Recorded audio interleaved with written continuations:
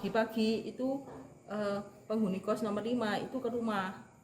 Lah beliau saya juga kaget loh, kenapa kok pagi-pagi ke sini. Terus akhirnya saya langsung lihat CCTV.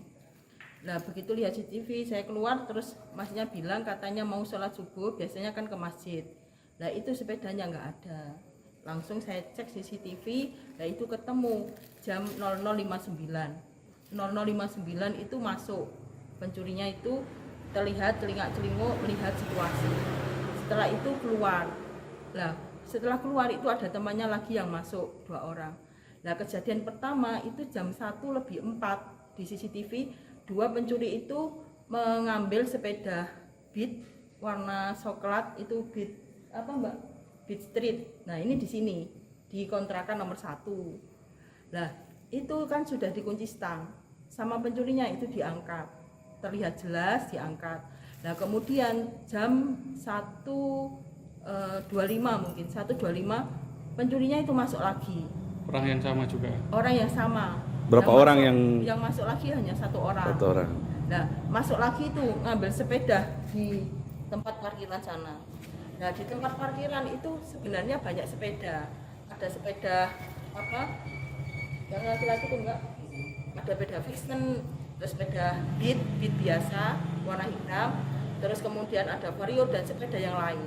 Ternyata yang diambil itu yang Beat, karena tidak dikunci stang, langsung saja pencurinya itu dituntun keluar.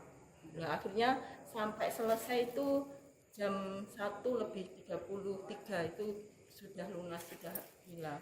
Harapannya ke petugas apa Bu? Ya jadi begini ya, jadi saya sebagai pemilik kos saya juga mendampingi 2 korban ini sejak pagi. Saya sudah membuat laporan ke Polres.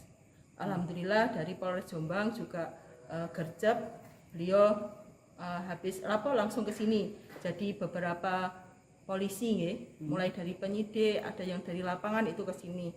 Sampai tadi di sini ini terlihat ada pengambilan sidik jari. Jadi sudah diambil sidik jarinya, ya semoga nanti dari sidik jari itu, dari penelusuran CCTV itu semoga dapat ditemukan. Dan karena saya sebagai pemilik kos kasihan dengan penghuni kos ini yang bekerja di Laskar Buah. Berarti harapannya. Itu saat kejadian penghuni kos itu sedang tidur semua atau gimana? Untuk penghuni kos itu tidur lah. Ini kan sudah di depan kamar tuh mbaknya ini sudah ditanya, katanya biasanya itu masih belum tidur, tapi karena kecapean jam 10 sudah tidur. Nah saya itu juga namanya apes, biasanya saya di rumah itu kan CCTV terpantau dari HP, biasanya saya sering melihat. Nah itu kan kemarin banyak kegiatan sehingga saya juga terlewat, ya namanya apes kan. Itu pelaku masuk ke sini lewat pintu depan. Posisi pintu saat kejadian bagaimana Bu itu? Ya jadi begini, untuk gerbang ini kan kos ini kan memang banyak yang pekerja. Jadi pekerja di pabrik plywood, pabrik plastik itu kan ada 3 shift. Shift 1, 2, dan 3. Nah ketika shift 3 itu jam 11 baru berangkat. Shift 2 jam 11 baru pulang. Nah ini sehingga gerbang ini sesuai kesepakatan hanya ditutup. Ini berkaca dari pengalaman sebelumnya. Dulu pernah saya berikan kunci gerbang itu setiap penghuni kos 1. Lah ternyata penghuni kosnya itu kuncinya hilang sehingga tidak bisa masuk. Sering kejadian seperti itu. Ketika nggak bisa masuk itu ada yang manjat pagar. Nah sama warga itu dikira pencuri, padahal itu penghuni. Nah dari kejadian itu pun sekarang sama-sama menjaga, ditutup. Apalagi kan di sini malam itu kadang-kadang itu banyak yang belum tidur, ya itu tadi karena pergantian shift ngoten. Makanya ini kejadian yang sangat luar biasa dan shock bagi saya karena 17 tahun baru ini. Semoga mohon bantuan kepada Bapak Polisi dari Polres Jombang, dari panjenengan sebagai media untuk sama-sama membantu. Semoga bisa tertangkap pencurinya, bisa kembali barang buktinya. Itu harapan kami.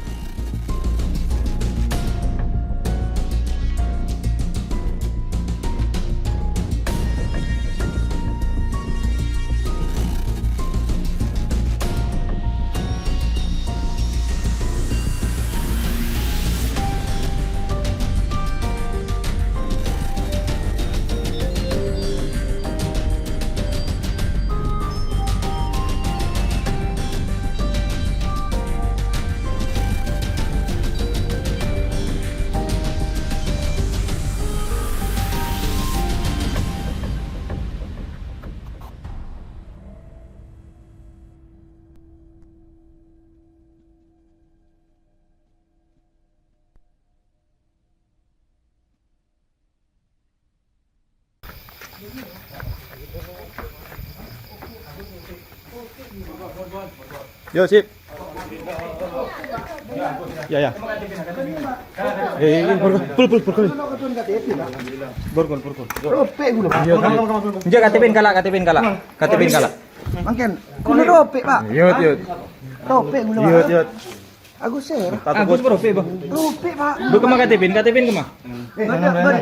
KTP gula yang berdina ngabe, Pak. KTP apa, Pak?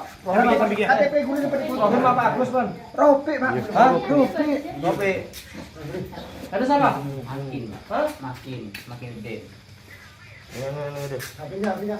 HP nomor lu, Boy.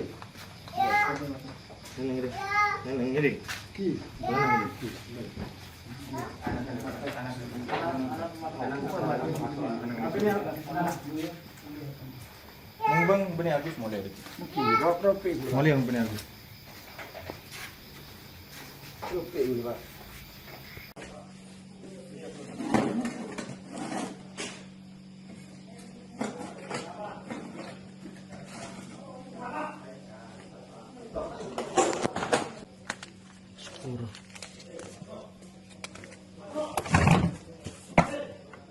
Plat S ya.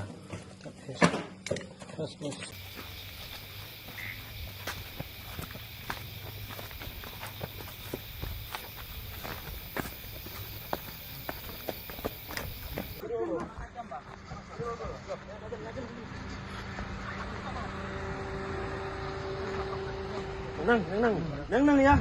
Pakai gua nang ya.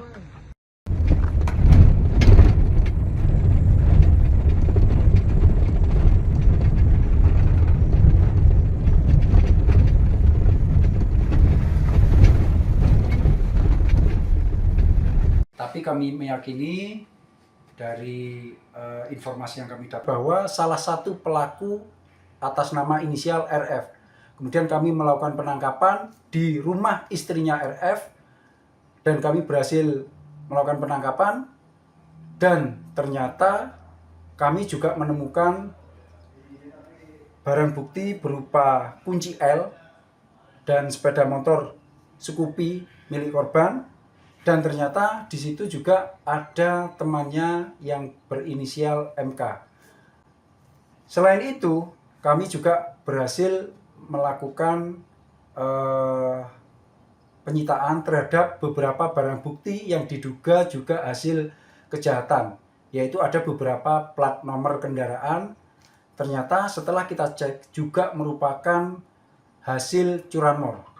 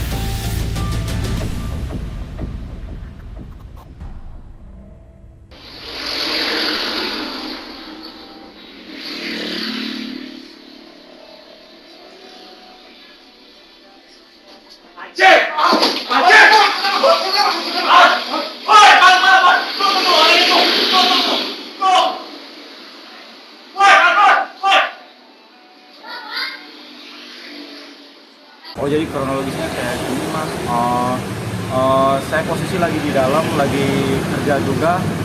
Terus saya sedikit-sedikit suka nyempetin ngeliatin juga sih ke parkiran. Kebetulan itu momennya pas juga kali ya. Pas saya lihat, terus udah ada kejadian kayak gitu lah. Motor udah dia dibobol gitu. Terus saya refleks aja langsung loncat. Nah, kalau untuk pelaku sendiri berapa orang sih, Om? Dia 2 orang, ada 2 orang. Yang satu temennya dia nungguin di sana bawa motor, yang satu dia operasi di sini, dia bawa motor. Oh, berarti kendaraan juga sempat dijebol ya? Udah sempet dijebol, udah rusak. Sampai kuncinya itu yang buat dia operasi itu dia sampai tertinggal, udah di Kunci T-nya? Iya, udah tinggal, masih nancep juga di motor. Nah, Om, setelah kejadian itu si Om sempat berteriak nggak sih? Berteriak, cuman posisi keadaannya lagi sepi banget. Jadi saya mau gak mau harus ya bela diri juga, soalnya saya niatnya mau ngelawan juga, tapi pas saya mau lawan dia langsung buka baju, terus dia kayak nyelipin senjata gitu. Saya takutnya dia nyelipin senjata api gitu, makanya saya udah agak berat gitu. Kalau pisau sih masih saya ladenin gitu. Itu kayaknya dia bawa senjata api deh kayaknya. Saya habis itu ya udah saya teriak aja. Kebetulan nggak lama banyak masa juga sih. Nah, Om, terus setelah kejadian itu sempat lapor nggak Om ke polisi, Om?